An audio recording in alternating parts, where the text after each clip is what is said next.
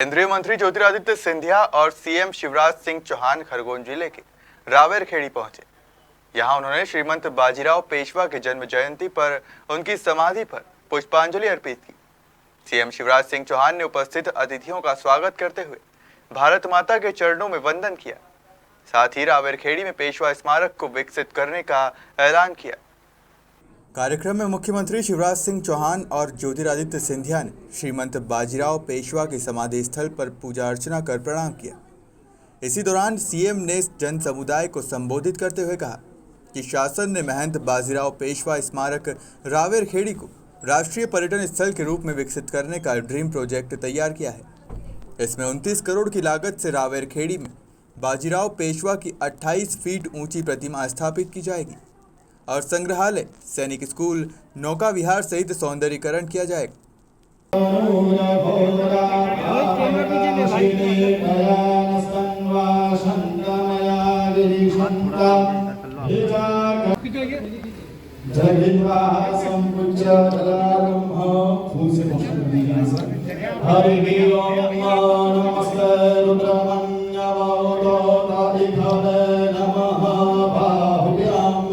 भारत एक संपन्न भारत, एक समृद्ध भारत और एक शक्तिशाली भारत का फिर उदय हुआ है।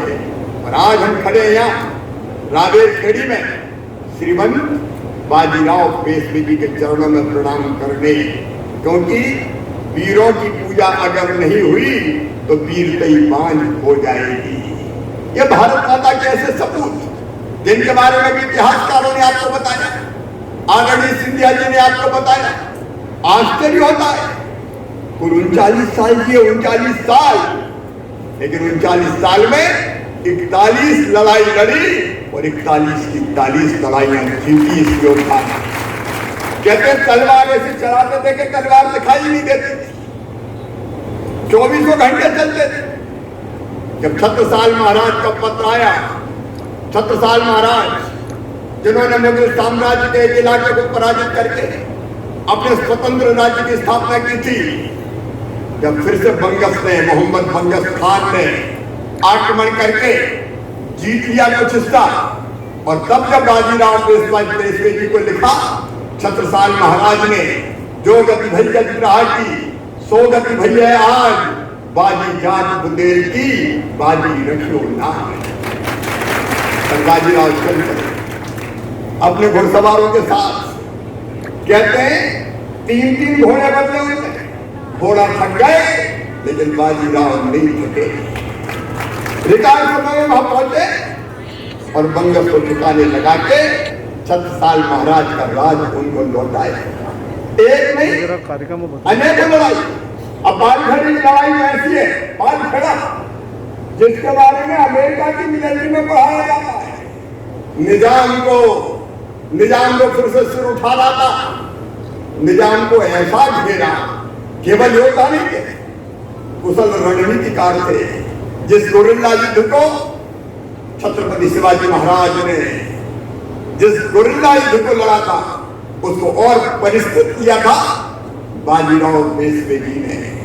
उन्होंने ऐसे मान में घेरा कि निजाम उनके चक्रव्यूह में फंस गया। नदी पीछे की तरफ थी ताकि पीने पानी ना मिले निजाम की सेना को, और ऐसी जगह पे घेर लिया चारों तरफ से कि वापस भी ना जा सके, और अंत में निजाम शरणागत हो गया। एक नहीं अनेक, जिसके बारे में पश्चिम के देशों को कहा जाता कि बाजीराव पेशवे कैसे रणनीतिकार, कैसे गोरिल्ला युद्ध लड़ते थे, ऐसे महानायक एक नहीं अनेकों कहानियां। दिल्ली में जब दिल्ली तरफ कूच किया तो औरंगजेब के पोते की खिड़की बंद गई। वो भागने वाला तो 3 दिन डटे, तालकटोरा स्टेडियम से आए, वहां बाजीराव पेशवे जी ने पड़ाव डाला 500 सैनिकों के साथ। ऐसा सूरवीर तो औरंगजेब का पोता सोच रहा था कि तो दिल्ली से छोड़ के भाग लो, उसी में खैर। एक युद्ध का वर्णन करें तो घंटों लगेंगे, लेकिन सचमुच में ऐसे वीर ने भारत माता को गौरवान्वित किया है। और इसलिए जब मैंने 18 अगस्त का मुझे ध्यान आया, तब मन में यह संकल्प जन्मा, ऐसे महावीर ऐसे रणनीतिकार, ऐसे सुशासन के सूत्रधार, इनकी समाधि स्थल है राजेर खेड़ी में। ये हमारा सौभाग्य है कि मध्य प्रदेश में उनके पद चिन्ह पढ़े और तब हमने ये फैसला किया कि राजेर खेड़ी में जहाँ समाधि स्थल बना हुआ है, मैं उनको प्रणाम करता हूँ जिन्हें ये समाधि स्थल बनवाया। सचमुच में आपके उस पूरे कुल को प्रणाम, जिन्होंने वीर योद्धा की यहाँ समाधि का निर्माण करा के उनकी स्मृतियों को हमारे जहन में इसलिए जीवित रखा कि हम उनसे प्रेरणा ले सकें। लेकिन अब हमारा भी तो कोई कर्तव्य है। मैंने एक दिन बहन उषा जी को बुलाया और मैं उनका तत्काल मीटिंग बुलाओ संस्कृति विभाग की और बैठक करके ये कह दिया कि महावीर, महानायक, वीर योद्धा, कुशल रणनीतिकार श्रीमंत बाजीराव पेशवे जी की समाधि का संपूर्ण जीर्णोद्धार और विस्तारीकरण करके हम ऐसा स्थल इसको बनाएंगे कि जहां वीर को प्रणाम करने हिंदुस्तान भर से लोग आएंगे। होना चाहिए। यहाँ दो निवेदन मैं करना चाहता हूं। मेरा पहला निवेदन कि जो आप यहाँ स्थापित कर रहे हैं, 6 करोड़ राशि का आपने आवंटन किया है। अभी हमने नक्शा को देखा है, बहुत ही सुंदर तरीके से एक विचारधारा है। पर दो मैं निवेदन करना चाहता हूं, जो भी है इमारत बने मराठाओं के वाड़ा के रूप में बनना चाहिए। मराठाओं के भावना में, मराठाओं के खून में आधुनिकता के लिए जगह जरूर होती थी, लेकिन संस्कृति की ज्यादा जगह होती थी। तो वो संस्कृति बरकरार रहे और वाड़ा के रूप में स्थापित हो। और दूसरी बात, हम मराठाओं की पहचान थी कि जो भी हमारी इमारत बनती थी वो काले पत्थर के आधार पर बनती थी।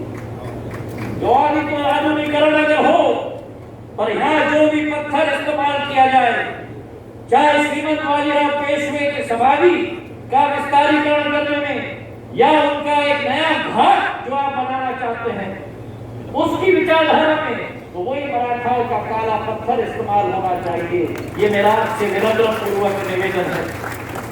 मैं चाहूंगा इस बात की हम साक्षी रखें, देश के 75वीं आजादी की अमृत महोत्सव मनाने के समय में जब हम नमन करते हैं हमारे वीर योद्धा श्रीमंत बाजीराव पेशवे को, ये संकल्प हमें लेना चाहिए कि आज भले ही श्रीमंत बाजीराव पेशवे हमारे मध्यस्थ ना हो, अगर भले ही हमारे बीच में ना हो, लेकिन उनका विचार जीवित है, उनका विचार जीवित है, उनके सरदार जीवित हैं, उनका विचार जीवित है, उनके सरदार जीवित हैं और उनका स्वराज जिंदा है और सदैव जिंदा ही रहेगा।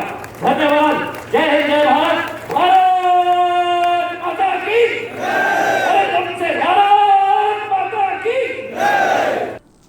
रावेरखेड़ी में श्रीमंत बाजीराव पेशवा समाधि स्थल पर आयोजित जयंती महोत्सव में मुख्यमंत्री शिवराज सिंह चौहान और केंद्रीय मंत्री ज्योतिरादित्य सिंधिया, संस्कृति मंत्री उषा ठाकुर, जिले के प्रभारी मंत्री कमल पटेल, मंत्री तुलसी सिलावट सहित भाजपा के कई बड़े नेता भी शरीक हुए।